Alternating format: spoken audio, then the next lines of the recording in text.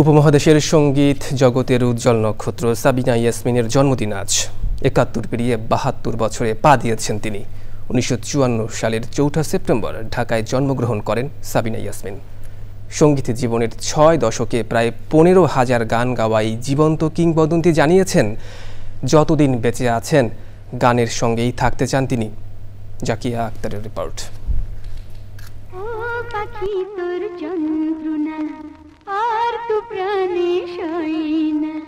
বাংলা সঙ্গীতের কোকিল কণ্ঠী সাবিনা ইয়াসমিন, যার কণ্ঠস্বর প্রজন্মের পর প্রজন্মকে মুগ্ধ করে চলেছে। স্বপ্ন ফেলে দিয়েছি, যা কিছু কথা ছিল ভুলে গিয়েছি। তার গাওয়া আধুনিক দেশাত্মবোধক ও চলচ্চিত্রের গান বাঙালির আবেগের সুর হয়ে বাজছে ৬ দশকেরও বেশি সময় ধরে।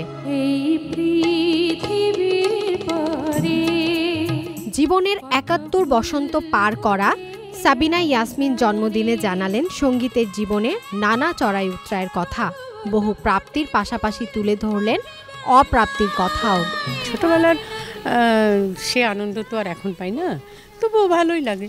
আমার কোনো অপ্রাপ্তি তেমন কিছু নাই, ব্যক্তিগতভাবে নাই, কিন্তু আমি সমষ্টিগতভাবে সবসময় যেটা বলে আসি যে আমাদের শিল্পীদের কোনো এদেশে কোনো রয়্যালিটি সিস্টেম নাই গানের ব্যাপারে। সেটা যদি হতো তাহলে আমি সবচেয়ে খুশি হতাম। সবাইকে আমি আমার হৃদয় উজাড় করা ভালোবাসা জানাচ্ছি। গুণী এই শিল্পীর জন্মদিন ঘিরে সাজানো হয় তারকা কথনের বিশেষ পর্ব। বিশিষ্ট চলচ্চিত্র পরিচালক মতিন রহমানের সঞ্চালনায় বিশেষ এই পর্বে উপস্থিত ছিলেন বিশিষ্ট সঙ্গীত শিল্পী সৈয়দ আব্দুল হাদি ও কনক চাপা। সাবিনাপার গান সম্পর্কে বলার আসলে স্পর্ধা রাখা উচিত না। যে কোমলতা, এটাকে শুধু বাংলাদেশের পলিমাটির সঙ্গেই তুলনা করা যায়। আমরা আপনার গান সব রীতিতেই শুনতে চাই। আপনার দীর্ঘ জীবন কামনা। অনুষ্ঠানে সাবিনা ইয়াসমিনের জীবন, কর্ম ও সঙ্গীত নিয়ে কথা বলেন প্রামাণ্যচিত্র জয়ফুল সাবিনা ইয়াসমিন নির্মাতা শাইখ সিরাজ।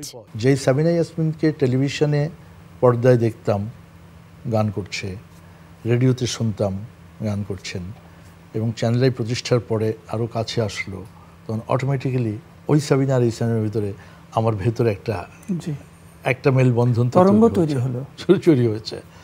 জন্মদিনে ভক্ত, শুভাকাঙ্ক্ষী ও সতীর্থদের ভালোবাসায় সিক্ত হয়েছেন সাবিনা ইয়াসমিন। কোকিল কণ্ঠীর জন্ম উৎসব উদযাপন করেন গুণীজনরা।